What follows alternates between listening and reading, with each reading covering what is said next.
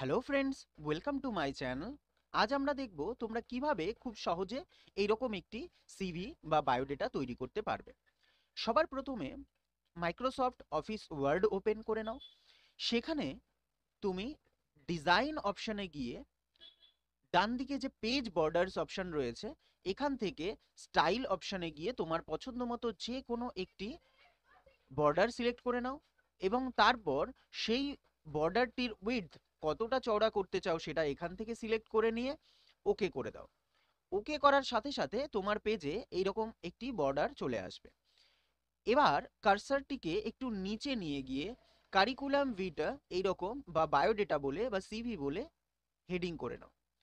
তারপর যার নামে বায়োডেটাটি হবে তার নাম ওপরে দাও। তারপর ডটার অফ বা সন অফ দিয়ে তার বাবার নাম লেখো। তারপর এই রকম ভাবে এখানে যেরকম লেখা আছে পুরোপুরি তার ঠিকানা লিখবে, তারপর ফোন নাম্বার লিখবে, তারপর ইমেল আইডি লিখবে এবং তারপর একটি অবজেক্টিভ এখানে লিখে দেবে। যেমন এটার ক্ষেত্রে আমি লিখে দিয়েছি, to enhance my knowledge and capability my working in a dynamic organization had prides itself in giving substantial responsibility to new talent। এখানে তুমি পার্সোনাল ইনফরমেশন লিখবে।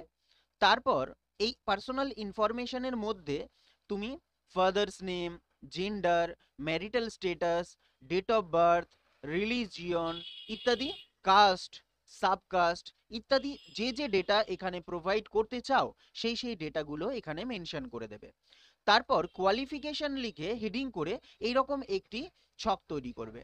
ছকটি তৈরি করার জন্য তোমরা ইনসার্ট অপশানে যাবে, গিয়ে এখান থেকে টেবিল অপশানে যাবে, গিয়ে এখান থেকে রো আর কলাম নাম্বার সিলেক্ট করে নেবে। এখানে আমি 3টে কলাম এবং 4টে রো করে নিয়েছি। তোমরা ইনসার্ট টেবিলে গিয়ে এখান থেকে রো কলাম সিলেক্ট করেও করতে পারো।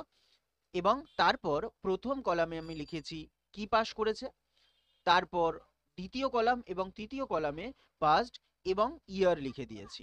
তারপরে ল্যাঙ্গুয়েজ নোন, কোন কোন ল্যাঙ্গুয়েজ এ জানে সেটা লিখে দিতে হবে এবং কম্পিউটার নলেজ কি আছে সেটা নিচে লিখে দিতে হবে এবং তার নিচে প্লেস, ডেট এবং সিগনেচার।